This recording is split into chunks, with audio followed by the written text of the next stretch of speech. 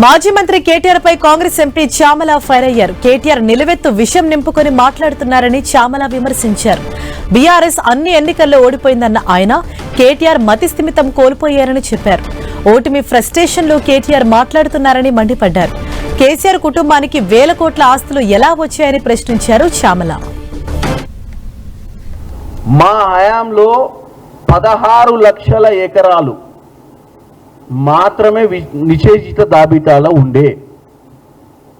ఆయన తెలివితేటలకు ఇదే నిదర్శనం. ఆయన మాట్లాడిందంటే ఇప్పుడు 1 కోటి ఎకరాల పైచిలకు నిషేధిత జాబితాలో పడ్డదని చెప్పిండు.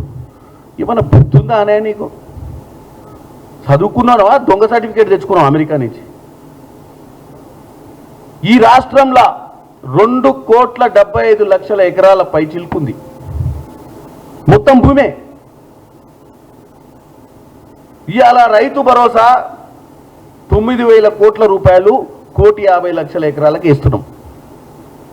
అంటే 1,50,00,000 ఎకరాలు రైతుల దగ్గర ఉన్నట్టే కదా. అంటే పట్టాపాస్ పుస్తకాలు ఉంటేనే కదా 1,50,00,000 ఎకరాలకు రైతు భరోసా పడేది.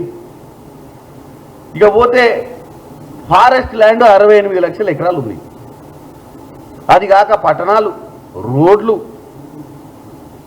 2,75,00,000 ఎకరాలల్లా మరి 1 కోటి ఎకరాల నిషేధించిన జాబితా ఏ నుంచి వచ్చిందో మరి కేటీఆర్ గారు ఈ తెలంగాణ ప్రజలకు సమాధానం చెప్పాలి.